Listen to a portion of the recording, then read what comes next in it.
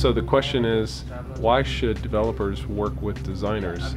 I think it's very important that they do, and the reason why is because I think as engineers who develop software, it's easy for us to remove the color and the context from a problem and solely look at the problem and try to solve the problem without having sometimes a sense of why we're solving the problem.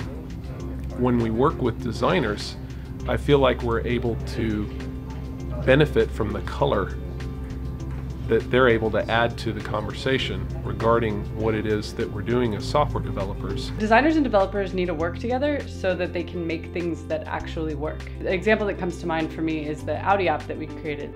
At the time, we were trying to push the limits of 3D and really try to figure out how to make this car as interactive as possible, and so that it felt really realistic. And the developer was working with the designer. They were resaving assets and working back and forth and really pushing the limits of the number of frames that could be in that 3D art. And that would not have been possible if just the developer was working on it or just the designer. So basically, by giving each other this constant feedback loop, you get something that's really awesome. So that is why designers and developers should always work next to each other collaboratively.